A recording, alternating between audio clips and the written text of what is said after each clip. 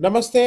आज मेरे साथ प्रोफ़ेसर अरुण कुमार साहब हैं और आज प्रोफ़ेसर साहब से हम इकोनॉमी और अर्थशास्त्र नहीं समझेंगे। आज प्रोफ़ेसर साहब से हम थोड़ा जो मेरे दिल में कष्ट है, जो उनको कष्ट है, देश के किसी भी व्यक्ति को जब बच्चों को जिस तरह से पीटा गया 20 तारीख को, डिमांड जायज़ थी, नाजायज़ थी, आज उस पे भी बात नहीं होगी। कितनी होनी चाहिए थी, कितनी नहीं होनी चाहिए थी। लेकिन ये फैक्ट है कि वहाँ पे बच्चे बहुत यंग थे। वो 10, 12, 15 साल से बच्चे लेके 25 साल तक के थे।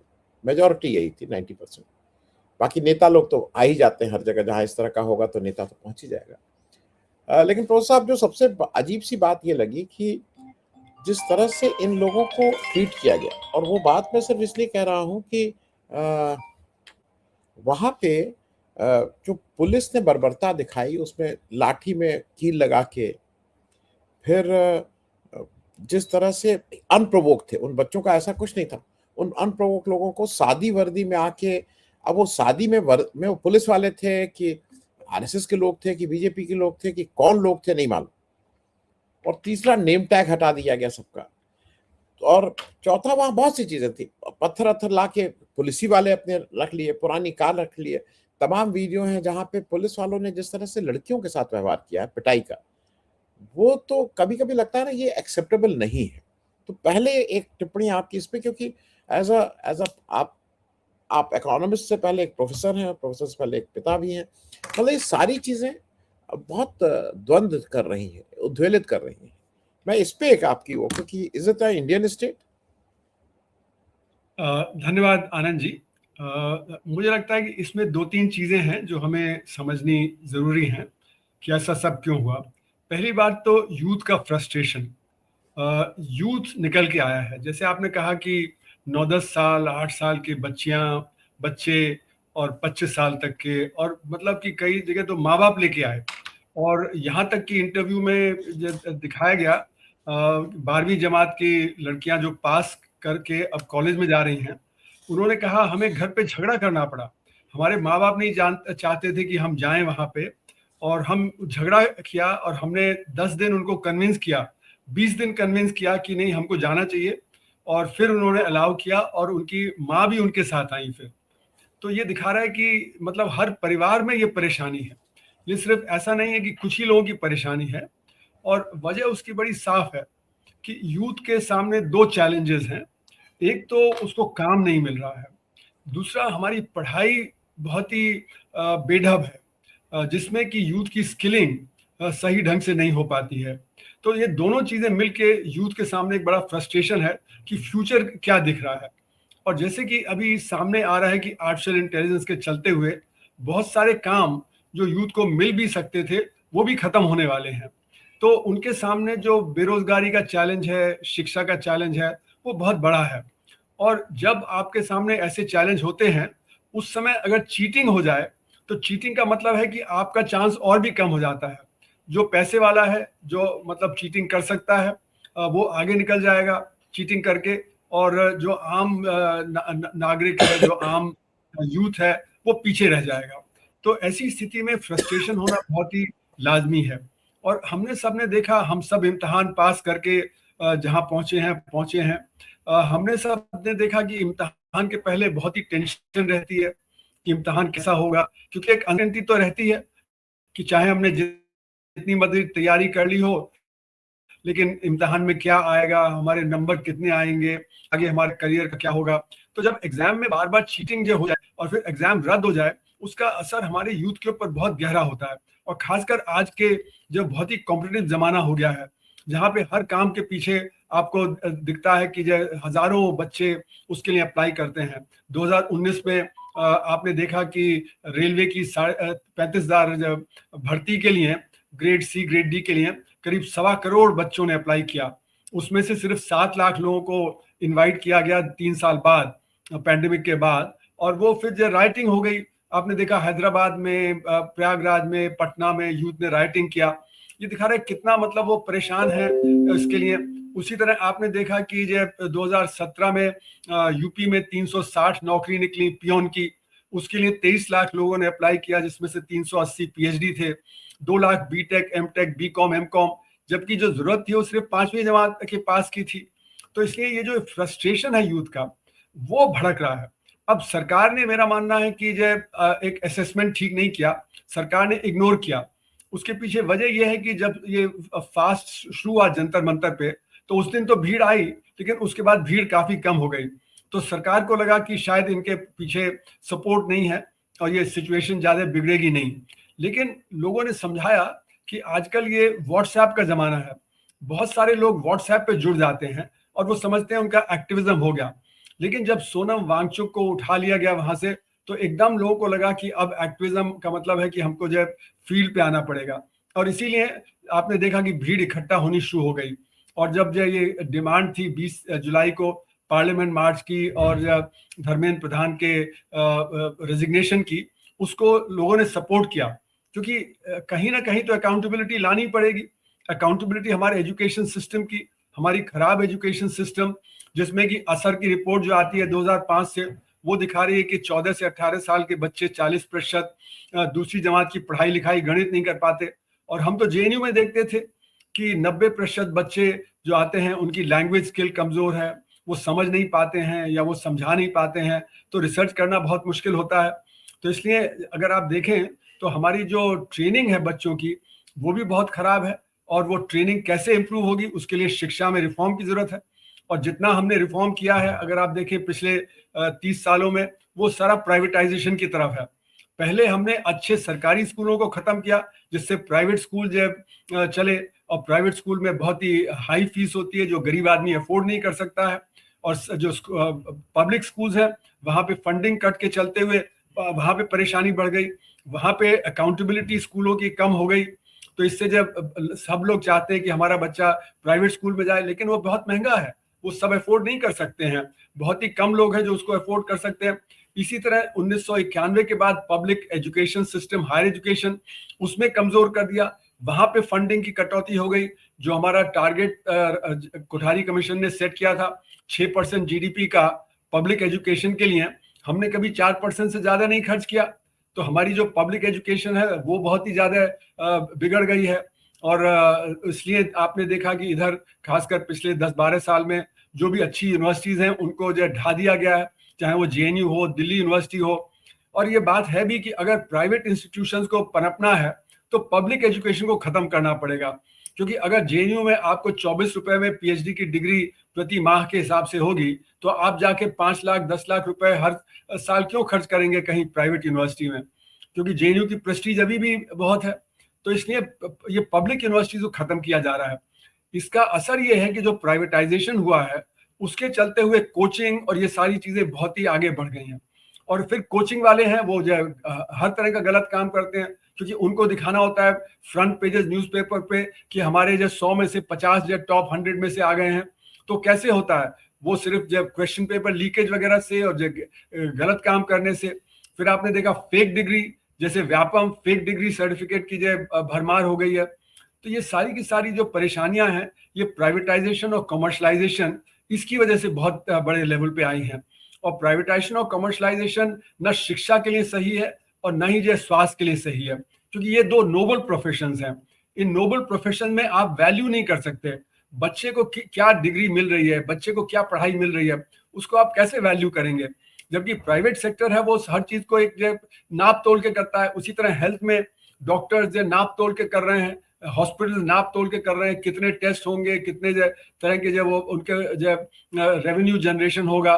तो ये जो हमारा शिक्षा और स्वास्थ्य है, ये पब्लिक सेक्टर में और खासकर हमारे जैसे गरीब देश में ये बहुत ही अहम है। ये नहीं होगा तो हर तरह के गलत काम होंगे, और चीटिंग उसमें एक बहुत ही बड़ा रोल प्ले करता है, जिससे जो पैसा है। और ये चीटिंग तो तरह तरह की है। कैपिटेशन फी भी एक तरह की चीटिंग है, क्योंकि आप पैसा लेके एडमिशन दे देते हैं प्रोफेशनल कोर्सेज में। तो ये हमारा यूथ जो है उसको बहुत ही ज्यादा फ्रस्ट्रेशन फेस करना पड़ रहा है। और इसीलिए यूथ इस समय सड़क पे उतर के आया, क्योंकि उन्होंने देखा कि ये गलत काम हो रहा है। ये सरकार ने एसेस नहीं किया था कि इतना सब गलत होगा। और दूसरी तरफ हमारा जो सरकार है उसने पुलिस का इस्तेमाल किया। हमारा जो पुलिस फोर्स है वो अभी भी कॉलोनियल पुलिस फोर्स है, और कॉलोनियल पुलिस फोर्स का काम था जनता को कंट्रोल करना, जनता को जब ये दिखाना कि जब वो फोर्स के जरिए वो सब कुछ कंट्रोल कर सकते हैं। इसीलिए आपने देखा कि जो हमारे पुलिस है उसने ये नहीं देखा कि उनके सामने जो खड़े थे वो बच्चे थे, और वो बच्चे एक लेजिटिमेट डिमांड के साथ आए थे। वो लेजिटिमेट डिमांड थी कि चीटिंग खत्म होना चाहिए, जहाँ पे अकाउंटेबिलिटी होनी चाहिए एजुकेशन में, और जो हमारे जो सबसे ऊपर बैठे हुए शिक्षा मंत्री हैं उनको अकाउंटेबल होना चाहिए, क्योंकि वो अगर अकाउंटेबिलिटी डिमांड करेंगे तभी चीज़ें ठीक होंगी। अगर ये सब चीज़ें गड़बड़ हो रही हैं शिक्षा में तो अकाउंटेबिलिटी नहीं आएगी। इसीलिए आपने देखा पुलिस ने बर्बरता की, जैसे आपने कहा कि उन्होंने जो अपनी लाठियों में कीलें लगा रखी थी, उन्होंने अभी हिंदू की स्टोरी है कल से कि पैलेट का इस्तेमाल किया, वो बच्चे का 25 साल के बच्चे के सारे चेहरे पे और पीठ वगैरह पे सब जगह वो पैलेट्स आ गए। तो ये सारी चीजें क्यों हुई? ये इसीलिए क्योंकि हमारा पुलिस फोर्स जो है वो एक नेबरहुड फ्रेंडली नहीं है, वो आज भी आम जनता के लिए माई बाप है। वो जहां जहां देखिए वो उसको कोई एम्पैथी नहीं है लोगों के साथ, वो हर जगह हफ्ता कलेक्ट करता है। जो बेचारे गरीब लोग जो खोमचा लगाते हैं, जो सड़क पे बैठ के कुछ बेच लेते हैं, कुछ कमाते हैं, उनको वो जो पैसे जो ऐंठते हैं, तो उनमें कोई एम्पैथी नहीं है आम पब्लिक की। उनकी ट्रेनिंग ही है कि वो थर्ड डिग्री का इस्तेमाल करें, वो पिटाई करें। तो इसलिए आप देखें कितने सारे जो लोग मारे जाते हैं पुलिस थाने के अंदर, क्योंकि वहां पे पुलिस की ब्रुटैलिटी होती है, और कई जगह तो उनको किल कर दिया जाता है। यूपी में तो खासकर देखा गया है कि कैसे एनकाउंटर डेथ हो रही है जगह जगह। तो ये एनकाउंटर डेथ का मतलब है कि पुलिस में कोई एम्पैथी नहीं है, उनको किसी को मार देना उसमें उनको कोई गलत नहीं लगता है, तो पिटाई कर देना, मार देना, ये सारा उनका काम है। तो फिर वो जब सड़क पे आएंगे और उनको कहा जाएगा कि आपको कंट्रोल करना है, तो ब्रुटैलिटी का इस्तेमाल करेंगे। तो हमारा पुलिस फोर्स जो है उसका रिफॉर्म बहुत जरूरी है। उसकी जो मानसिकता है, जो कॉलोनियल मानसिकता है, उसको हमें डील करना बहुत ही अहम है। अगर वो हम नहीं करेंगे तो हर जगह परेशानी होगी। आपने देखा कि पुलिस हफ्ता कलेक्ट करती है सारे के सारे मार्केट्स में, सब जगह। दिल्ली में एक स्क्वायर यार्ड आप जमीन पे बैठ के अपना काम नहीं कर सकते बिना हफ्ता दिए। उसमें आप देखेंगे कि पुलिस भी हफ्ता लेती है, म्यूनिसिपैलिटी वाले भी आते हैं हफ्ता लेते हैं, और डीडीए वाले भी। एक मार्केट में मैं गया था तो वहां पे मैंने देखा ट्यूसडे को मार्केट जो बंद था, लेकिन बहुत सारी दुकानें खुली थी। तो मैंने पूछा दुकान वाले से, तो उसने कहा कि वहां पे वो आते हैं जो इंस्पेक्टर वगैरह, तो हमने बारी बारी से ये डिसाइड किया कि इस हफ्ते ये पकड़ा जाएगा, अगले हफ्ते ये पकड़ा जाएगा, अगले हफ्ते ये पकड़ा जाएगा। उनका भी काम हो जाता है और हम उनको पैसे दे देते हैं और अपनी दुकान चलाते हैं। तो हमारा जो तंत्र है वो इतना ज्यादा करप्ट हो गया है, उसकी कॉलोनियल मेंटालिटी जो है वो खत्म नहीं हुई है। और ये जो काले धन की अर्थव्यवस्था है और काली कमाई है और करप्शन है, ये बेतहाशा बढ़ गया है। हालांकि सरकार जब ये आई थी तो इन्होंने कहा ना खाने दूंगा ना खाऊंगा, लेकिन अभी मैं पिछले महीने जब बंबई में था तो वहां पे बिजनेसमैन कहते थे कि करप्शन बेतहाशा बढ़ गया है, और खासकर अब क्रोनी कैपिटलिज्म आ गया है। ये क्रोनी कैपिटलिज्म के चलते जो लेवल प्लेइंग फील्ड होनी चाहिए थी बिजनेस के लिए, वो भी खत्म हो गई। तो एक तरफ करप्शन बढ़ गया है, पैसे देने पड़ते हैं, दूसरी तरफ क्रोनिज्म का डर है। तो यानी कि ये जो सरकार का मॉडल है, जिस मॉडल पे ये सरकार चल रही है, वो मॉडल बिल्कुल गलत है। उसमें आम जनता की कोई जगह नहीं है, और खासकर यूथ के लिए तो बिल्कुल जगह नहीं है। तो इसलिए ये जो यूथ का प्रोटेस्ट है, अगर इससे कुछ रिफॉर्म होता है, इससे पुलिस में रिफॉर्म होता है, एजुकेशन में रिफॉर्म होता है, हमारी सरकार की मानसिकता बदलती है, तो बहुत ही अहम चीज होगी।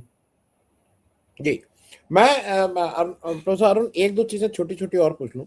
देखिए, यहाँ मैं भी था, 19-20 को मैं भी गया था। वहां पे जो मेरा जो अनुभव है, वहां पे बाहर के बच्चे बहुत आए थे 20 को, मतलब, जी हाँ। और इस उम्मीद के साथ आए थे कि यहाँ पे उनको कोई सोल्यूशन मिलेगा, कुछ कुछ उम्मीद थी कि ये सारी व्यवस्था को कुछ ठीक करेंगे। मैं एक बहुत बेसिक सी चीज जरा समझना चाह रहा हूं कि क्या धर्मेंद्र प्रधान का इस्तीफा हो भी जाता है तो क्या यही आंसर है इनकी समस्याओं का? जो बच्चे वहां पे आए हैं, जो बच्चे पूरे देश में इस प्रश्न को पूछ रहे हैं, क्या यही सोल्यूशन है? या एक जो लार्जर बात अब शुरू हो गई है, जिसको राहुल गांधी सबसे मजबूती से उठा रहे हैं, कि भाई शिक्षा व्यवस्था की बात हो रही है, जो आपने इतने विस्तार से बताया कि ये कोई एक एक इस्तीफे की बात नहीं है। अगर 152 पर्चे ये कंपटीशन लीक हुए हाँ। हैं पिछले 10 साल में, और वो भी सेंट्रल गवर्नमेंट द्वारा आयोजित, जो स्टेट गवर्नमेंट है वो तो अलग ही है, तो 7.5 करोड़ बच्चे प्रभावित हुए। मैं इस पे भी जरा समझना चाहूँ कि ये क्या सिर्फ धर्मेंद्र प्रधान का इस्तीफा हो जाए तो मतलब ये हो गया, सब लोग अपने अपने घर जाएंगे, उनका उनका अनशन खत्म हो गया, वो बच्चे वो उनको मिल गए, उनको? Is it the answer? देखिए आनंद जी, ये एक सिंबॉलिक है अकाउंटेबिलिटी का, है ना।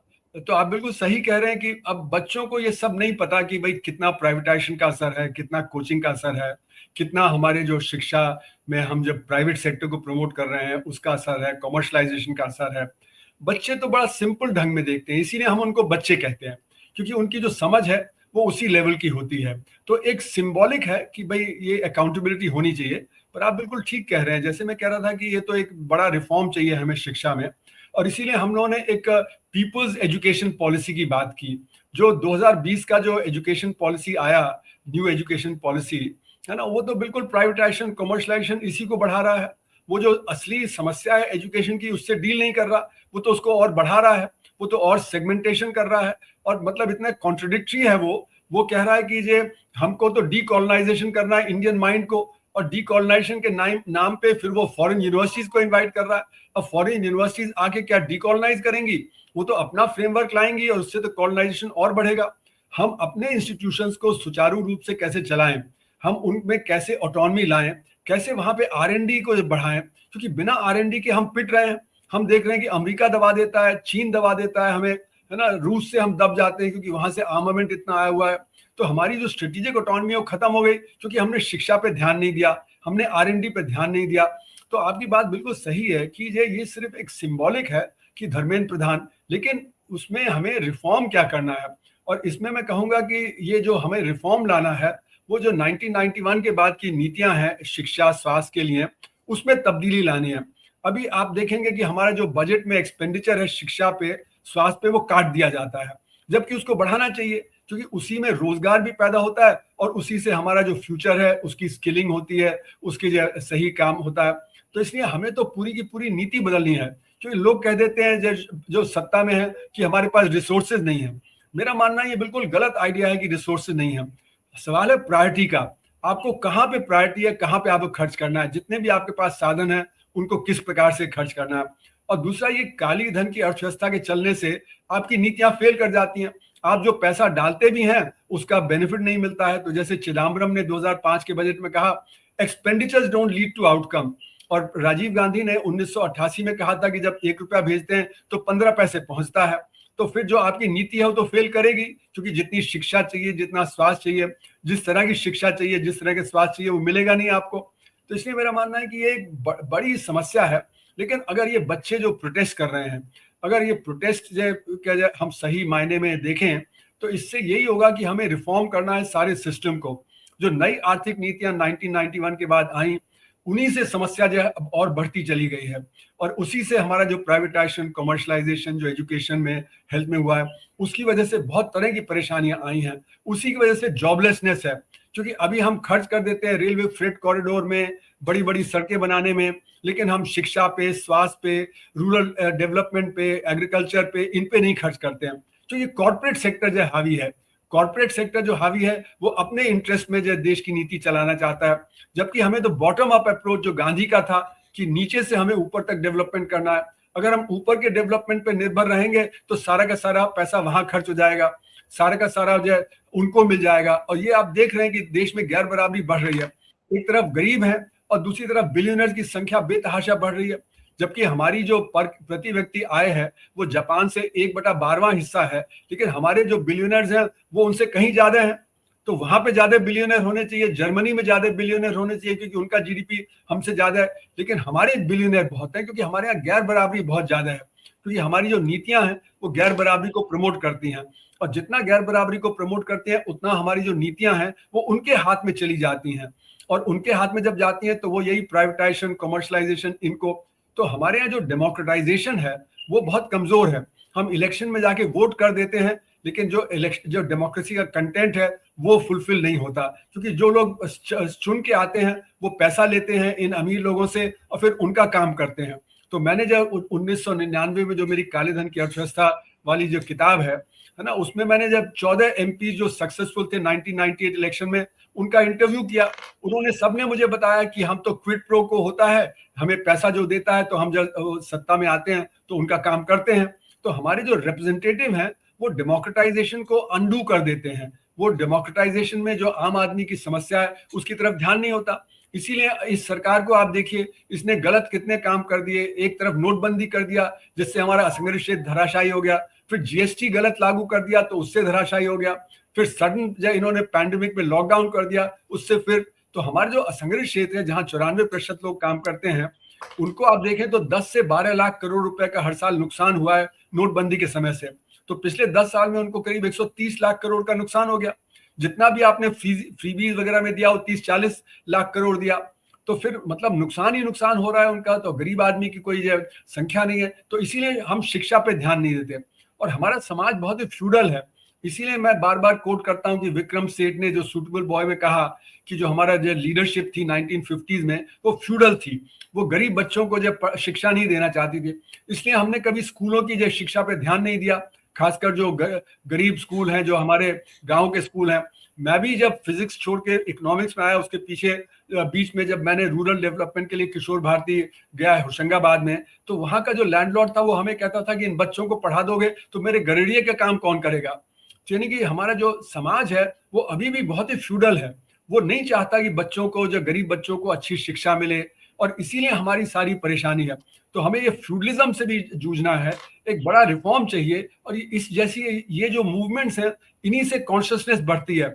ये समय है जब हमको कॉन्शियसनेस बढ़ानी चाहिए कि हमें शिक्षा पे ज्यादा ध्यान देना है, हमें ये काले धन की अर्थव्यवस्था को रोकना है, और हमारी जो फ्यूडल मेंटल एटीट्यूड है, उस फ्यूडल एटीट्यूड को हमें रिफॉर्म करना है।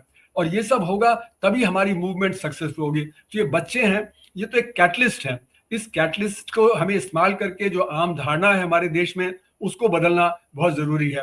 उससे जो एक वाइडर मूवमेंट है, उसको लाना बहुत जरूरी है। मैं लेकिन प्रोफेसर साहब, मैं थोड़ा एक चीज, चूंकि आपने कहा तो मैं अपनी समझ के लिए पूछ लूं।